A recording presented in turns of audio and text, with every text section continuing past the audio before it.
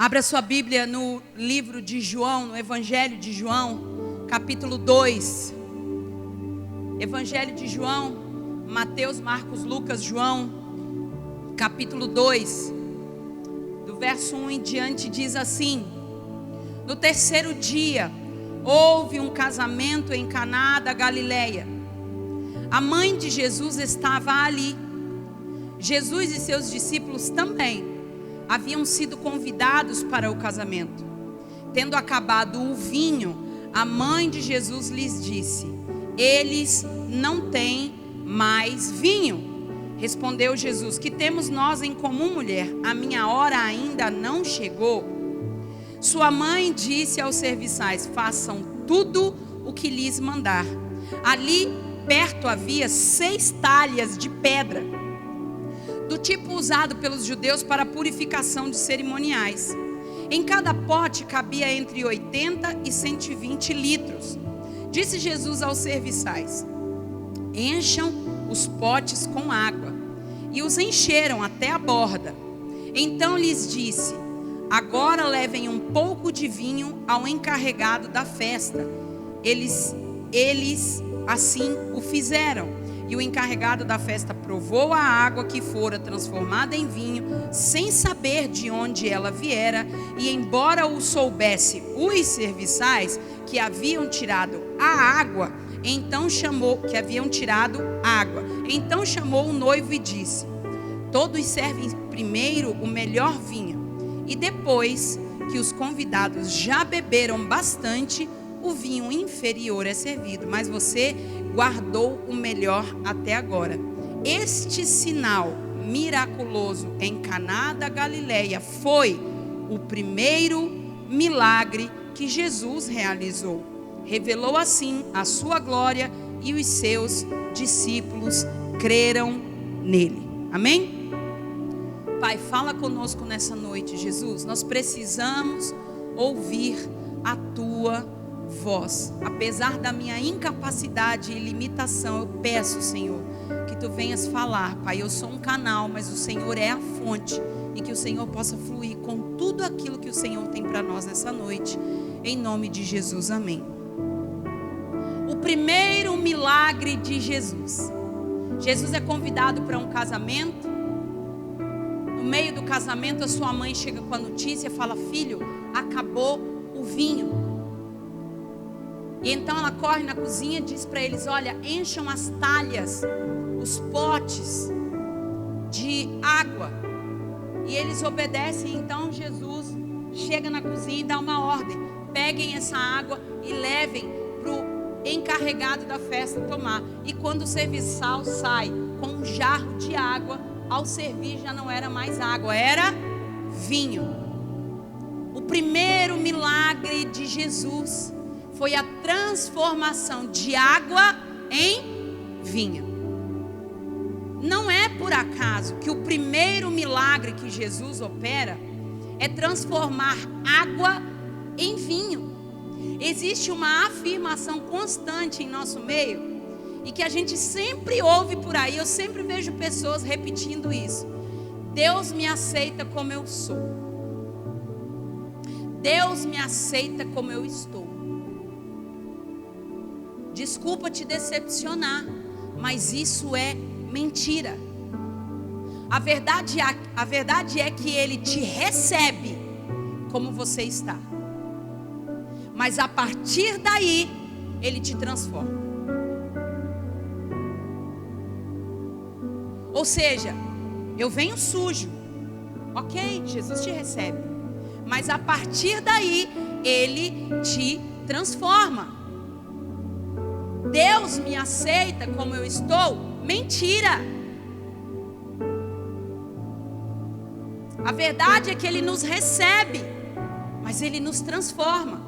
Eu vou tentar fazer um paralelo, uma metáfora, para vocês entenderem mais ou menos o que isso significa, ou o que eu estou tentando explicar para você.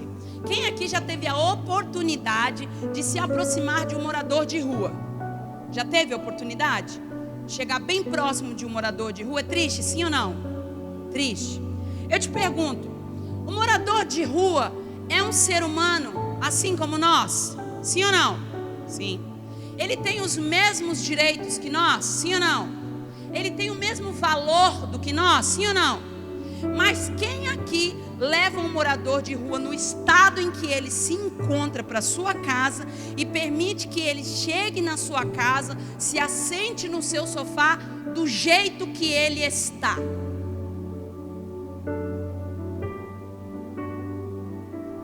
Quem tem coragem de ver um morador de rua com um pedaço de pão na mão e ele comer um pedaço e você receber da mão dele esse pão e comer um outro pedaço? Porque geralmente o morador de rua está muito sujo, eles têm dificuldade, não tem como tomar banho, muitos fazem até as próprias necessidades na roupa, não escovam os dentes, barba, cabelo, é uma vida muito triste. É exatamente assim com Deus, é dessa maneira. Geralmente o morador de rua está sujo, o cheiro do morador de rua é muito forte, incomoda. Sim ou não? Sim. É exatamente assim com Deus. A gente chega até Ele, a gente vai até Ele sujo. O nosso pecado cheira mal a Deus. O nosso pecado é insuportável, é um fedor para Deus. É dessa maneira que a gente chega diante dEle. Mas Ele enxerga o nosso valor. E Ele recebe a gente na casa dEle do jeito que a gente está. Mas antes de sentar no sofá, filho, antes de ocupar um lugar na mesa, Ele primeiro vai dar um banho na gente. Antes de sentar no sofá, antes de usufruir da casa, Ele vai trocar as nossas vestes, Ele vai nos dar um sapato, Ele vai cortar nosso cabelo, Ele vai cortar as nossas unhas, Ele vai nos transformar. Ou seja, sim, Ele nos recebe na casa do jeito que estamos, mas não para permanecer como estamos, para sermos transformados. Sabe onde é que está o problema? É que a maioria de nós acredita que Deus não se importa se eu continuar sujo. A gente acha que Deus não se importa se eu continuar exalando o mau cheiro das minhas transgressões debaixo do nariz dele. E aí a gente fica com essa lenga-lenga. Não, Deus me aceita como eu sou.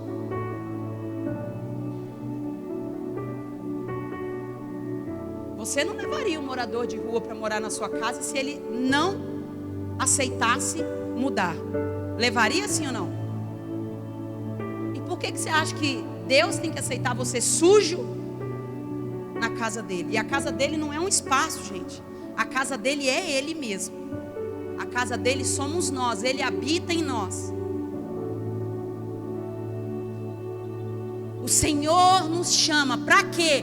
Para ser transformados. Transformados. Mas muitos de nós queremos permanecer na mesma maneira, na mesma sujeira, no mesmo pecado, nas mesmas transgressões. Afinal de contas, Deus me aceita como eu sou. Errado. A sua sujeira é quem?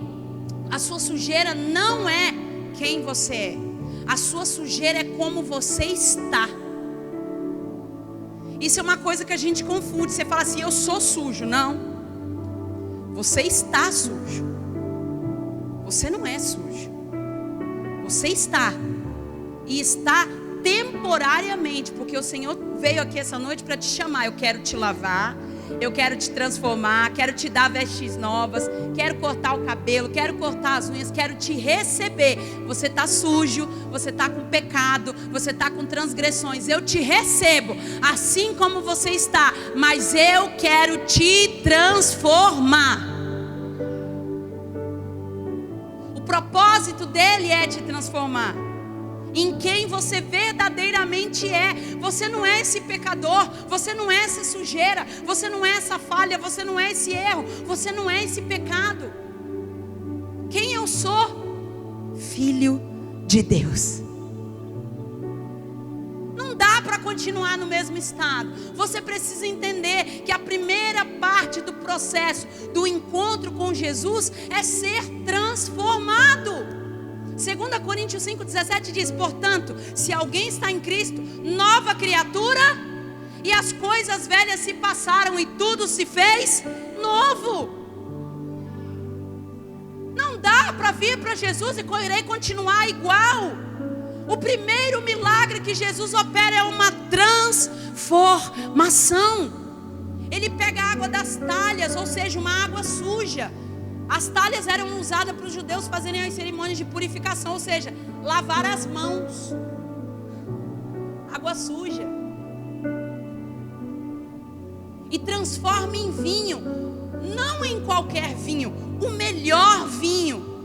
É isso que Jesus quer fazer com você. Ele quer te transformar. Ele quer pegar a nossa vida suja, comum, com pouco valor, e transformar em uma vida nova, cheia de valor, apreciada, desejada por aqueles que vêm.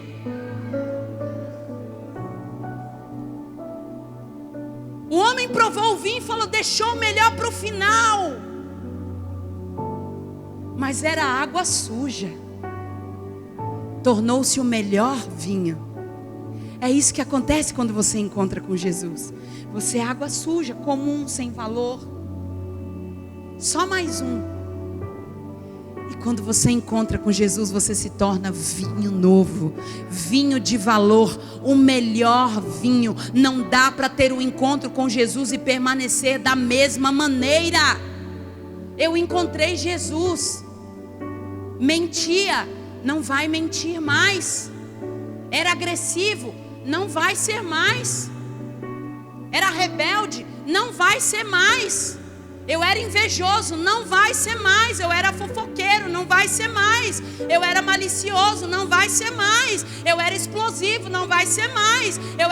Eu retrucava tudo, não vai retrucar mais. Eu me prostituía, não vou me prostituir mais. Eu adulterava, não vou adulterar mais. Eu cobiçava, não vou cobiçar mais. Eu me embriagava, eu fumava, não vou fazer isso mais. Por quê? Porque eu tive um encontro com Jesus. E quem tem um encontro com Ele é transformado.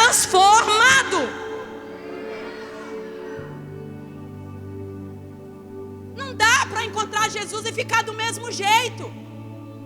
Ah, mas eu encontrei Jesus, conheço um monte de gente que é de Jesus e não consegue mudar. Eu não consigo mudar. Estou com a síndrome de Gabriela. Eu nasci assim, vou morrer assim, não vou sempre assim, não vou mudar. Ah, não, Deus entende nada, filho. Não, mas eu encontrei Jesus e continua xingando todo mundo? Toda hora, o tempo todo? Ah, eu encontrei Jesus e continua falando palavrão como se fosse qualquer coisa? A Bíblia diz que da mesma fonte não pode jorrar água amarga e água doce. Como é que a mesma boca que fala palavrão vai ficar falando língua estranha? Não dá, não combina. Que associação tem as trevas com a luz? Não tem. Ah, mas eu tive um encontro com Jesus, mentia igual não sei o que e continua mentindo. Desculpa, não dá, tem alguma coisa errada. Ai não, estou firme com Jesus, mas vê pornografia todo dia. Desculpa, você não está firme com Jesus. Acorda, desperta, tu que dormes. Ai, porque eu encontrei Jesus, mas não aguenta ver uma fofoca que precisa fazer, senão morre. A língua fica desesperada dentro da boca, a língua tem uma vida própria. Fala. Sai daí, Satanás. A Bíblia diz que o órgão mais perigoso do corpo é a... E o homem que domina a sua língua consegue dominar qualquer coisa. Ai não, mas eu sou de Jesus. Continua fumando? Continua saindo para barzinho tomar cachaça, filho? Desculpa, eu não sei que Jesus é esse que você encontrou não. Porque o meu Jesus é aquele que quando ele encontra com alguém, a vida dessa pessoa é transformada. Não, eu tenho certeza, eu encontrei. Desculpa, você pode ter encontrado uma religião, você pode ter encontrado um grupo de amigos, você pode ter encontrado uma crença, você pode até ter encontrado um ídolo que você acredita ser Deus, mas você não encontrou Jesus. Porque quem se encontra com Jesus é transformado. Você encontrou com qualquer coisa, filho, mas não foi com Jesus. Porque quem se encontra com Ele vive transformação. Mas isso não é o que eu quero pregar hoje para você, não. Eu quero pegar para você o passo anterior à transformação. Eu converso com muita gente, muitas pessoas falam comigo, eu convivo com muitas pessoas. E esses dias o Espírito Santo me falava que o problema não é ser transformado. Nós não estamos nem chegando no ponto de ser transformado. Porque existe um passo antes. E daí que a gente não consegue sair. É esse passo antes da transformação que a gente não está conseguindo dar. O que eu quero pregar hoje é sobre o passo anterior. Sem dar esse passo, ninguém nunca jamais será transformado. Versículo 3 do texto que nós lemos no início. Diz assim: tendo acabado o vinho, a mãe de Jesus lhes disse: eles não têm mais vinho.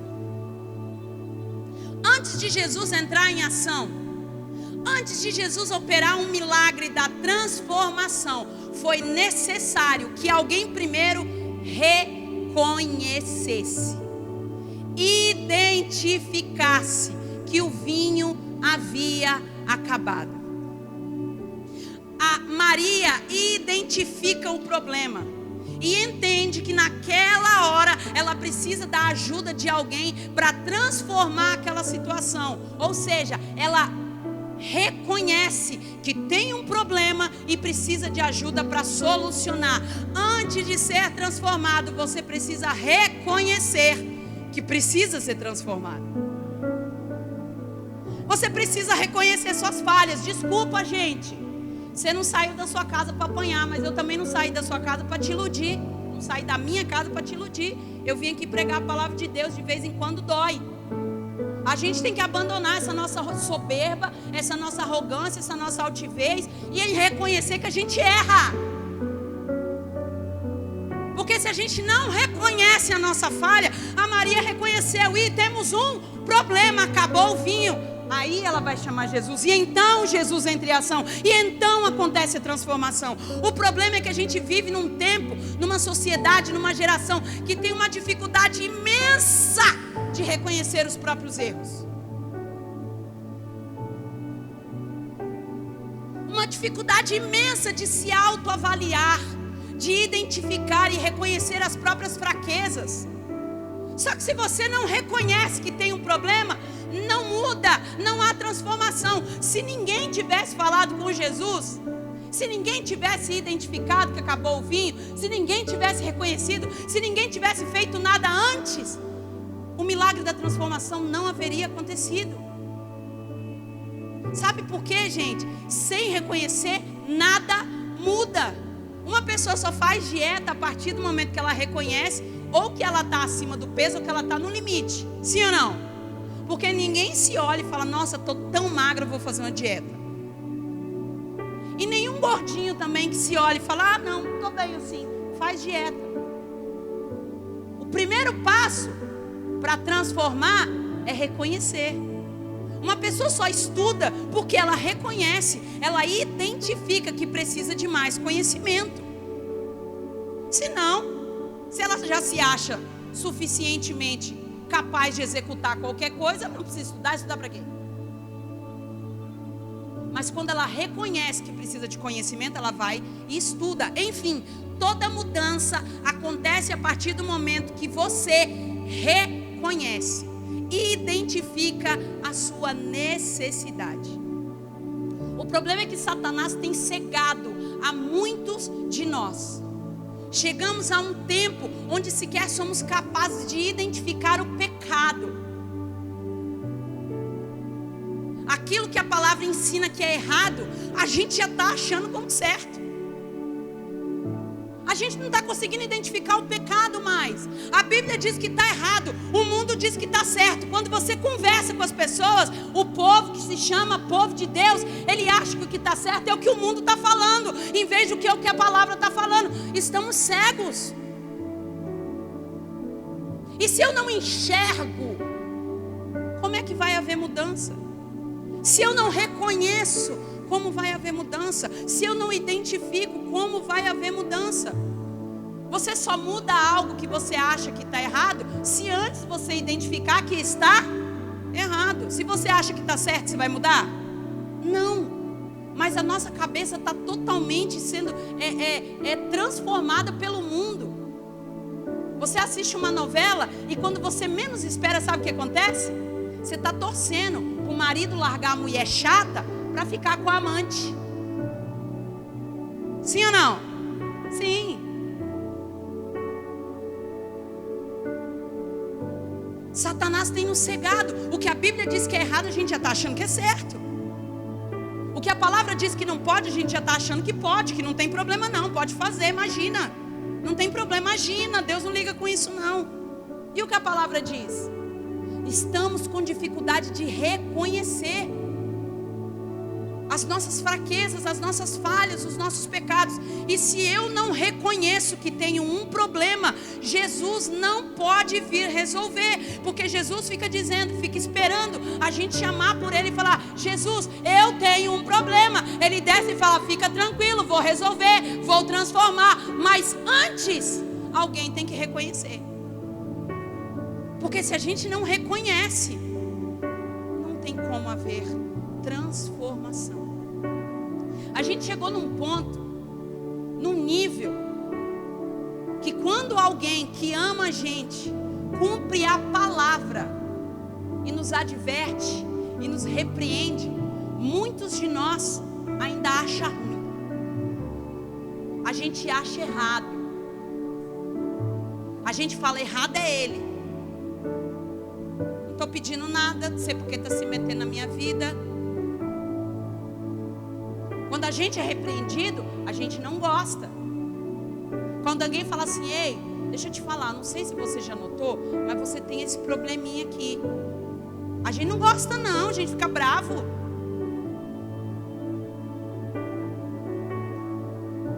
E isso é cumprimento da palavra. Provérbios 27:5 diz o seguinte: melhor é a repreensão feita abertamente do que o amor oculto.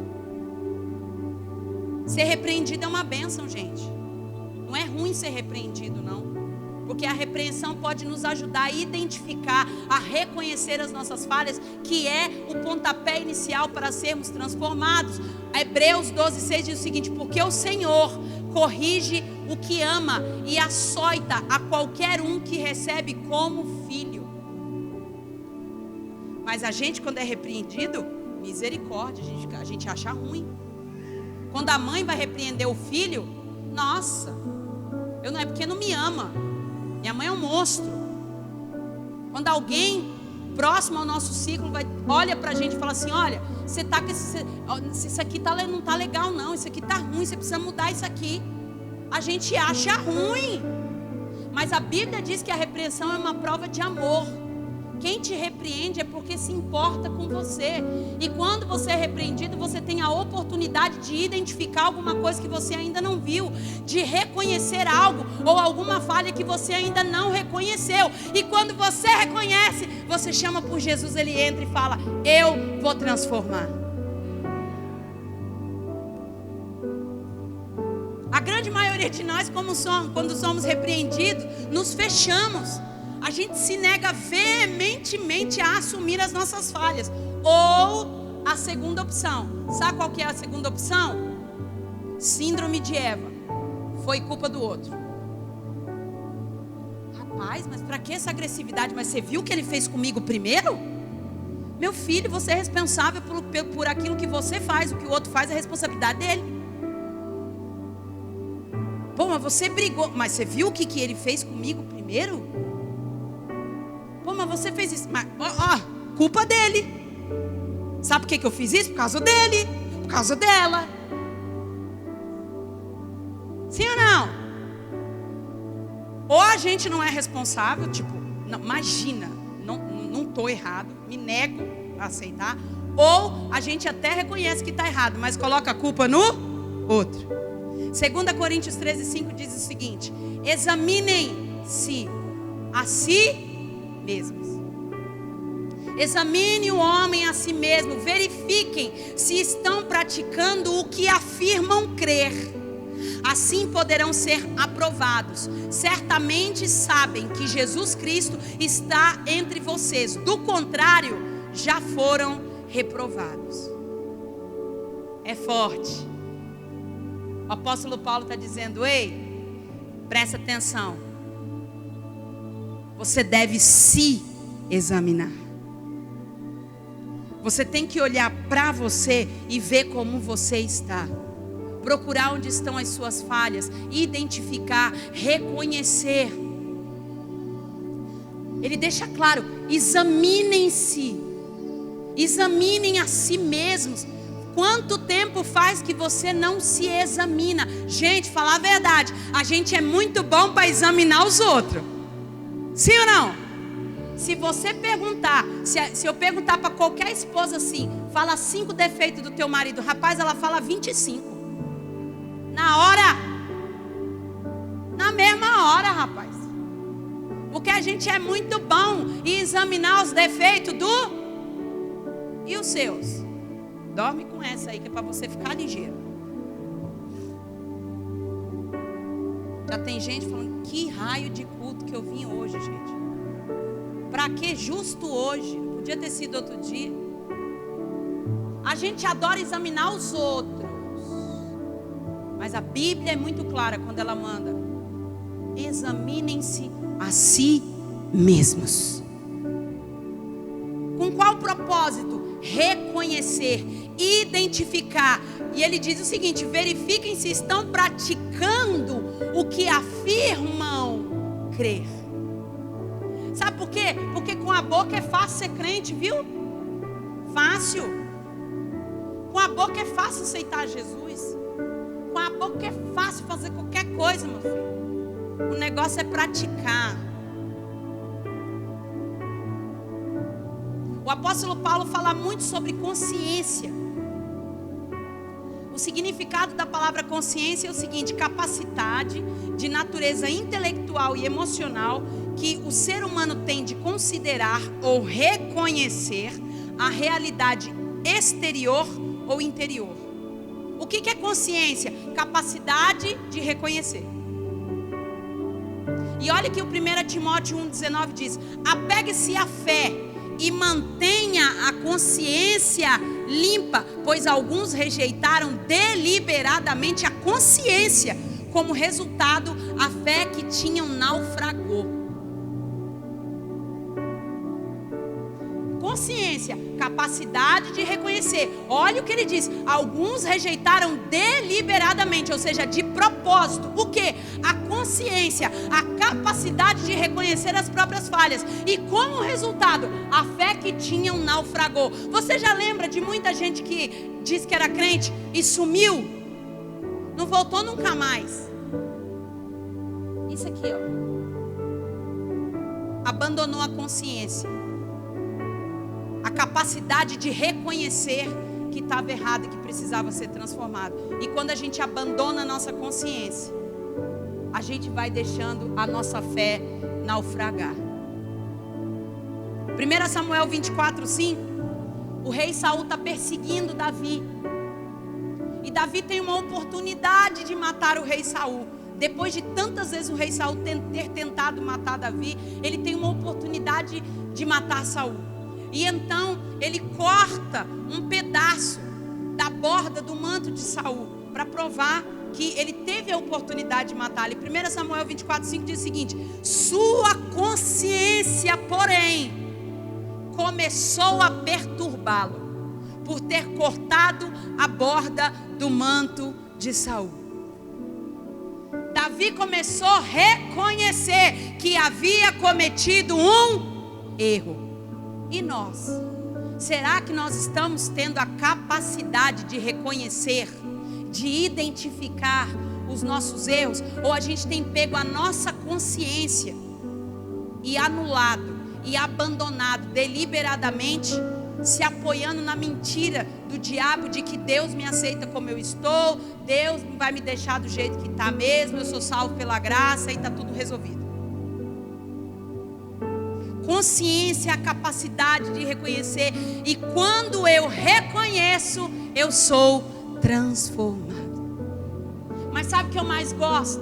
Que o amor de Deus é tão pleno, é tão poderoso, é tão sublime, que Ele sempre nos dá uma oportunidade de reconhecer.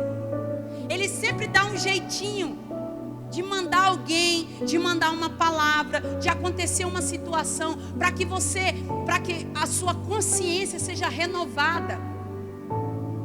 Ele sempre provoca alguma coisa ao seu redor, para que você acorde, para que você desperte a sua consciência, para que você seja, vou achar a palavra, intencionado, impulsionado a reconhecer as suas falhas. Foi o que aconteceu com Adão e Eva. Em Gênesis capítulo 3, verso 8 em diante, Adão e Eva comeram do fruto proibido. Deus colocou eles lá e falou assim: ó, tudo é de vocês, está aqui, domina sobre tudo, consome tudo, menos o fruto daquela árvore. Só isso. A Eva vai lá, troca uma ideia com a serpente, vigia. Tem muita gente trocando ideia com a serpente. A Bíblia diz que a fé vem pelo ouvirá. Aí eu te pergunto, se a fé vem pelo ouvir, a incredulidade vem por onde? Também pelo cuidado com o que você ouve. Tem muita gente dando ouvido para a serpente.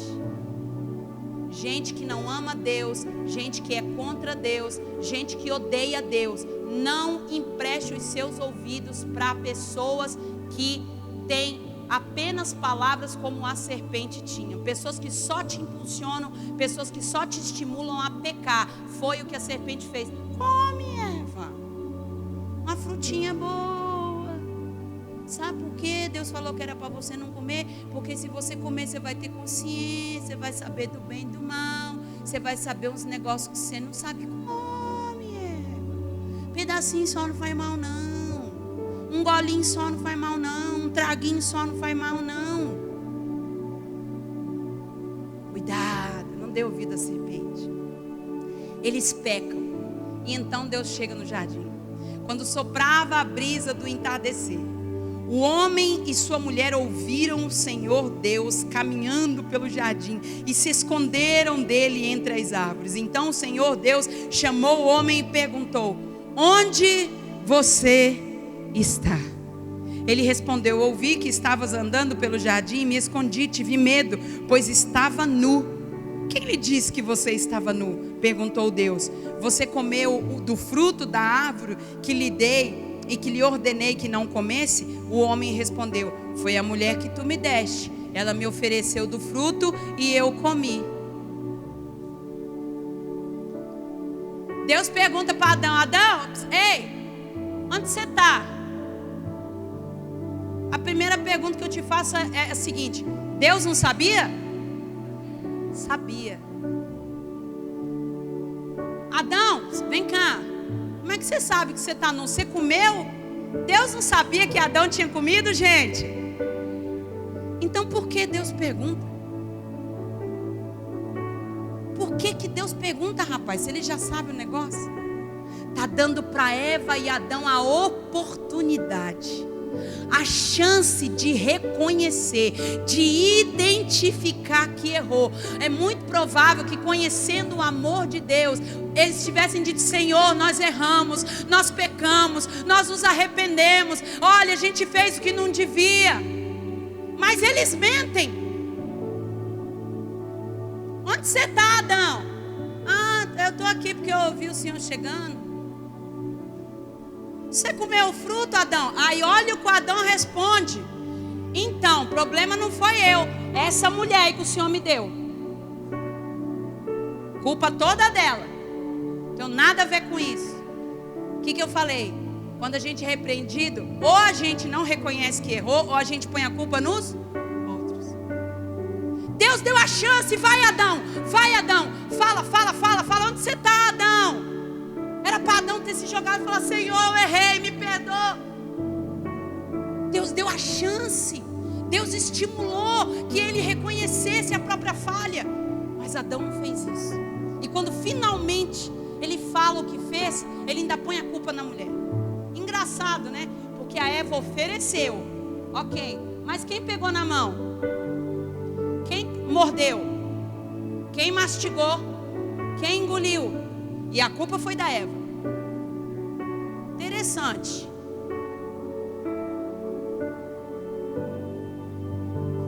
Deus deu a chance, gente. Deus tem nos dado dia após dia a chance de reconhecer onde é que nós estamos falhando. Mas por que Deus quer que eu reconheça? Porque Ele quer te transformar. Porque quem se encontra com Jesus tem que ser transformado.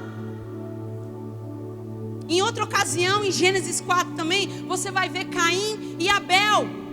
Do versículo 6 em diante, Deus olha para Caim e pergunta: Caim, por que você está furioso? Por que você está transtornado?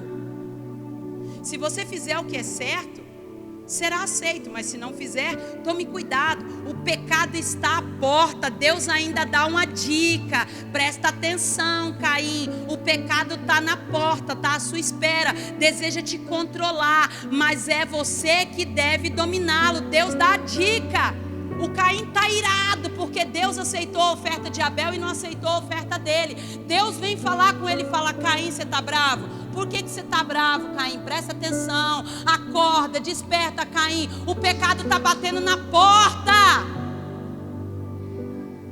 Deus deu a chance para ele reconhecer. Deus deu a chance para ele identificar o que estava no coração dele. Olha o que Caim faz. Caim sugeriu a seu irmão: vamos ao campo. E enquanto estavam lá, Caim atacou o seu irmão Abel e o matou. Deus deu aviso lá, ó. Ele não identificou, ele não reconheceu que naquele momento ele precisava de mudar, de identificar que tinha alguma coisa errada nele.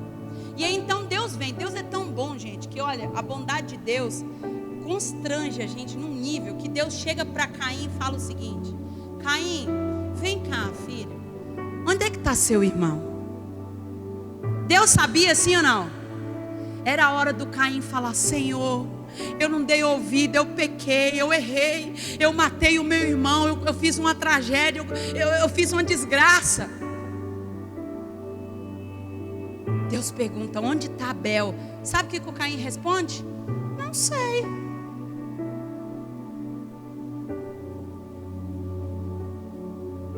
Não tenho nem ideia.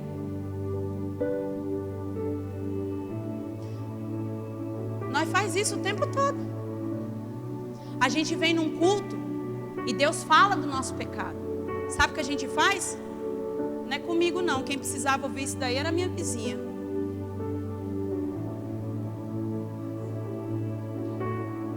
Deus confronta a gente. Sabe o que a gente fala? Tá vendo? Cutuca o marido, cutuca a esposa, cutuca o filho, cutuca o amigo que veio junto. Deus fala do nosso pecado, a gente olha para Deus e fala: graças a Deus que eu sou lavado e remido, não faço nada disso. O coração está podre, cheio de maldade, cheio de inveja, cheio de ganância, cheio de mentira, cheio de fofoca. Mas você fica aqui, ó, igual Caim. Cadê seu irmão? O Abel está onde? Não sei. Não tenho nem noção. Não sei não. E ele ainda é mal criado. Ele diz assim: por acaso eu sou responsável por meu irmão?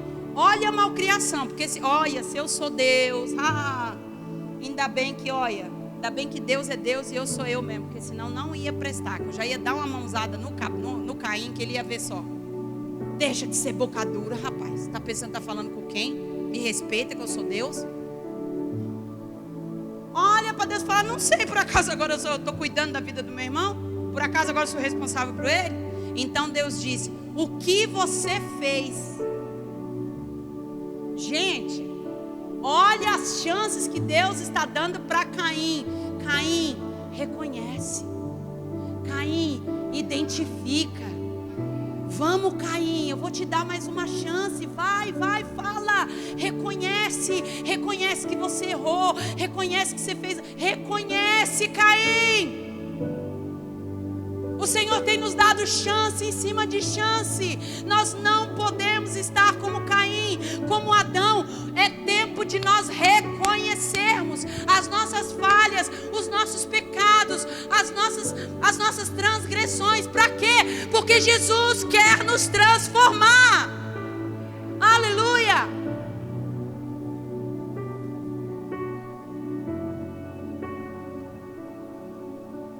Caim carrega uma maldição para o resto da vida por causa dessa morte. Por causa dessa morte? Não. Porque ele não reconheceu. Porque ele não identificou. Porque ele não confessou. Porque ele não se arrependeu. Deus sempre nos dá a chance de reconhecer. Errei, pequei, falhei. Mas a gente prefere se fazer de besta. A gente prefere se fazer de desentendido.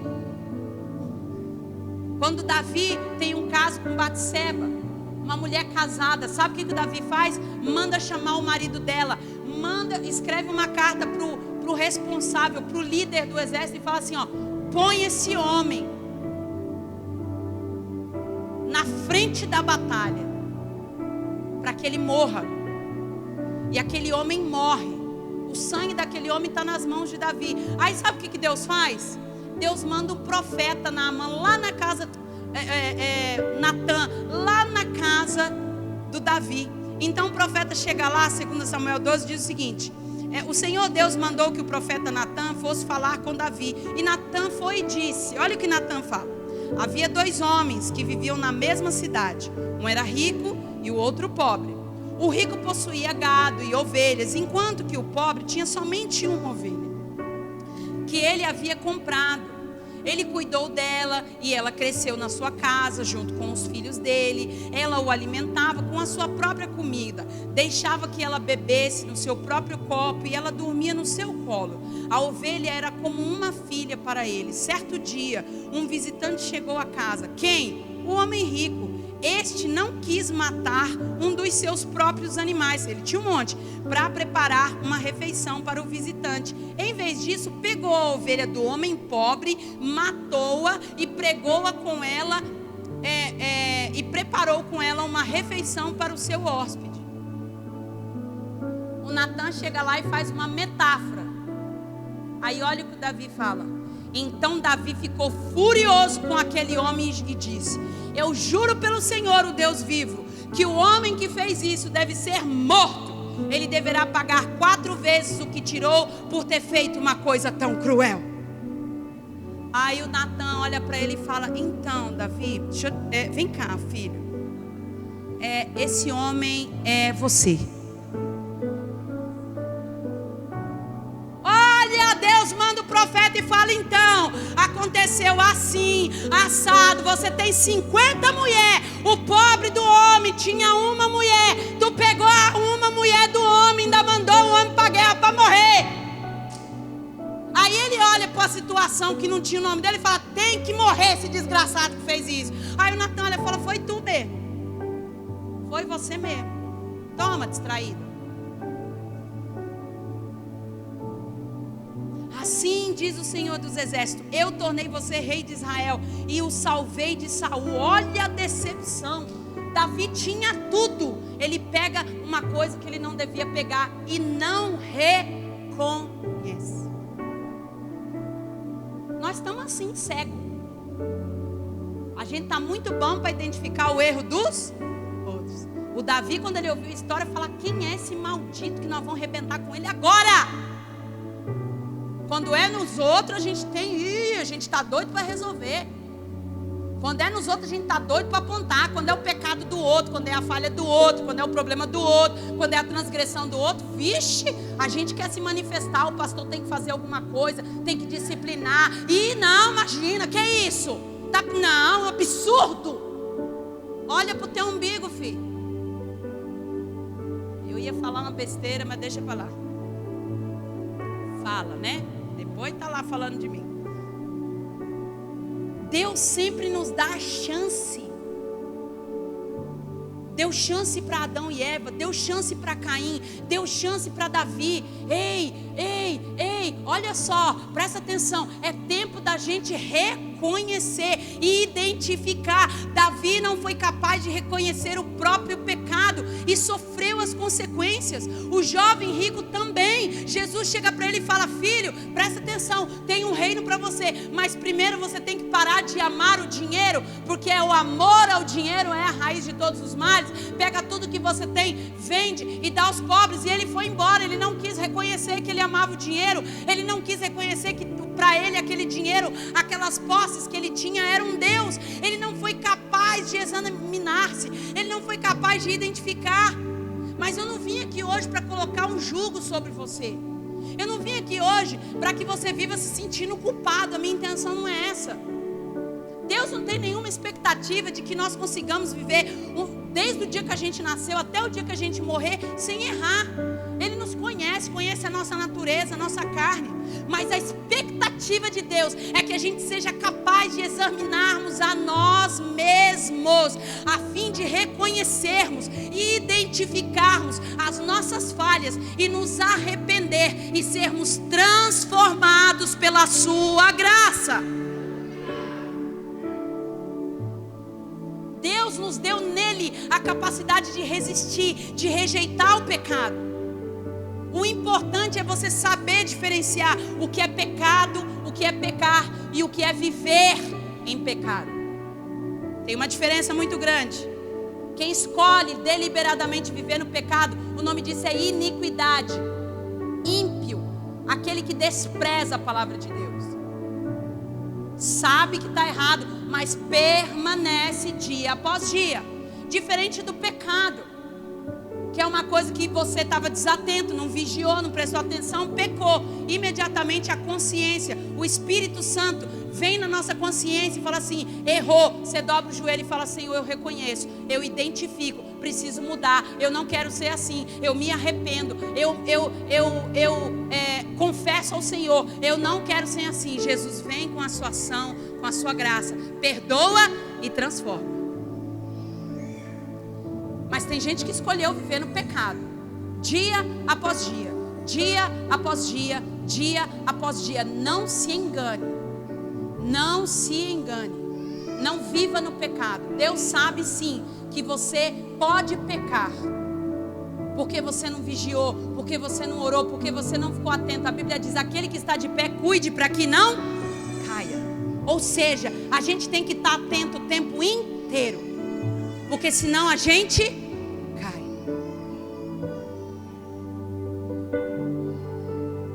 É importante a gente sempre saber diferenciar o pecado de viver em pecado.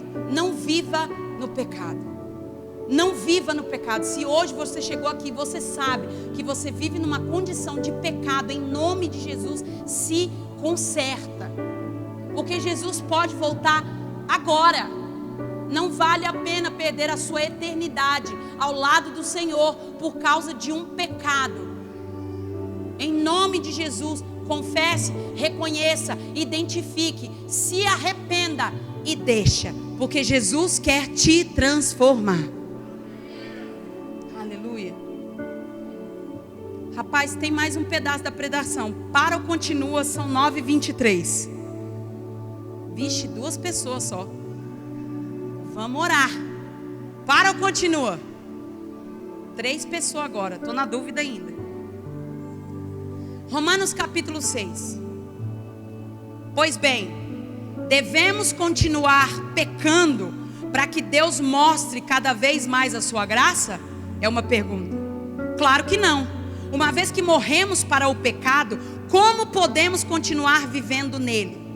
Ou acaso se esqueceram de que quando fomos unidos a Cristo no batismo, nos unimos com Ele em sua morte? Pois pelo batismo morremos e fomos sepultados com Cristo. E assim como Ele foi ressuscitado dos mortos pelo poder glorioso do Pai, agora nós também podemos viver uma nova vida. Uma vez que nossa união com Ele se assemelhou à sua morte, assim também a nossa ressurreição será semelhante a dele. Sabemos que a nossa velha natureza humana foi crucificada com Cristo, para que o pecado não tivesse mais poder sobre a nossa vida e dele deixássemos de ser escravo, pois quando morremos com Cristo, fomos libertos do poder do pecado. Aleluia!